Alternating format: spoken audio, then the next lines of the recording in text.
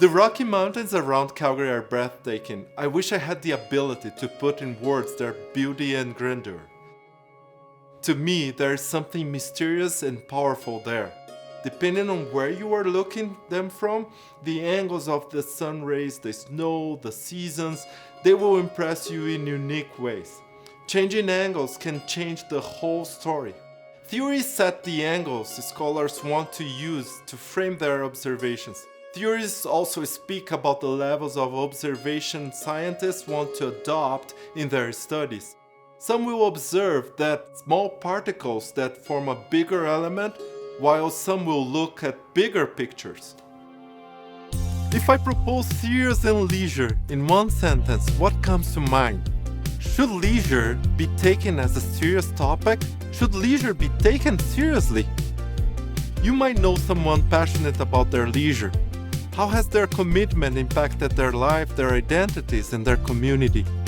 I'm Saulo, and I'm curious about leisure and its transformative power. Journey with me through this documentary to explore how people have discovered meaning and joy through their leisure. Welcome to my serious life. As we come close to the end of this series, I find that mountains and bridges can be helpful visual representations to our discussions. Mountains can serve to remind us about the grandiosity of life and human experiences. Their shapes are uniquely formed. They can be very similar to others, but they are never the same. They remind us of our limits to explain the realities we observe through theories and our continuous efforts toward evolving our understandings of how we live. Serious leisure focuses on activities and experiences, and we have already checked the many features of this type of leisure among casual and project-based leisure in the SLP, the serious leisure perspective.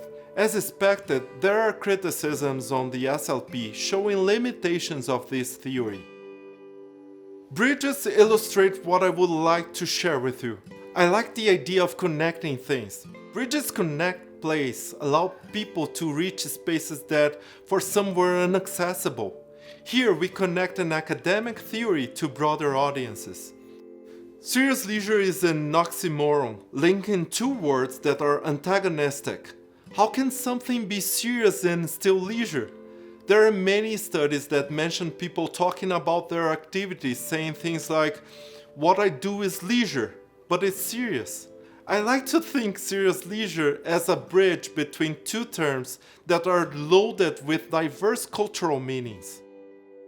I also like to think my serious life as a bridge, connecting an academic knowledge, the SLP, to broader audiences, connecting and amplifying elements of an individual experience to a larger community. I believe this connection can be helpful for people to learn about themselves, to decide the types of activities they want to participate in. Besides, it can be helpful for policymakers and other agents involved in deciding policies or programs or managing public spaces in the areas of recreation and leisure in the cities. When I was visiting Bob, I wanted to hear from him how serious leisure can be helpful for non-academic audiences, as well for policy and decision makers in the fields of leisure and recreation. It would help organize their thoughts. You're going to have tennis courts around the city. It's the recreation department of the municipal government to see to their establishment and maintenance, but not about use. People want to get better at tennis. How do they do that? Well, maybe you need these courts at first. So it'll be up to the leisure department to work out schedules for I was going to say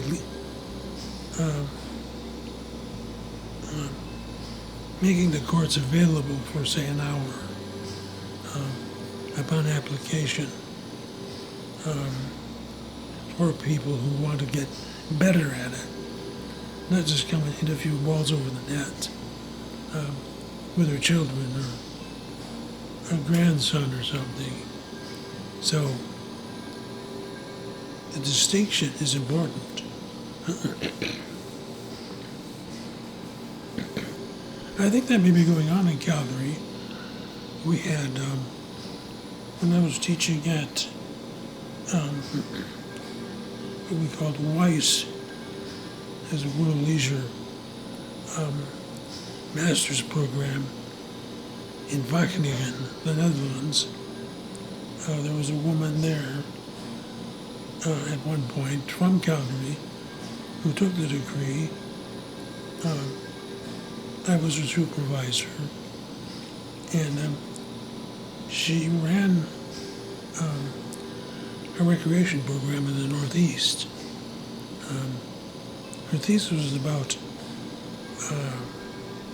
Muslim women and what can they do in a North American style recreation program. Swimming, for example, required some imagination on her part. Now that was just to enable casual leisure, but she knew about the serious end of it, so she had to try to make her facility open to people who wanted to get better at what they were doing. And there was all kinds of leisure, not just swimming. But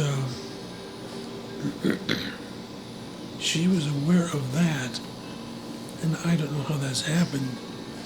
What's happened since then? But the ideas in the system of Parks and Rec in the city of Calgary. So, but yes, it would be useful if more knew about it. We need podcasts. Concepts enlighten people. Yeah. Their points of view. And that's why I lit on the term serious leisure perspective. That's the viewpoint side of it, rather than the serious leisure theory. There is a troublesome word in science anyway. How much data do you have to support the claim of a theory? And I don't know. I'm not sure anybody does. So I skirted that problem and used perspective, which shows this is a way of looking on, a lens for studying leisure. As I conclude this journey exploring serious leisure through the experiences of people in Calgary, I have the impression that there is so much more to see, different perspectives to understand and appreciate. I wish I had the resources to amplify the exploration, extending our journey to newer places. We know more about why people do what they do, why they engage their resources in activities they are passionate about. There are still many areas not covered by the serious leisure perspective that need to be looked at. I want to check from other angles, under different conditions, like someone under the snow or rain exploring new contours, finding new elements to discover what is behind the beauty of leisure. This is my serious life.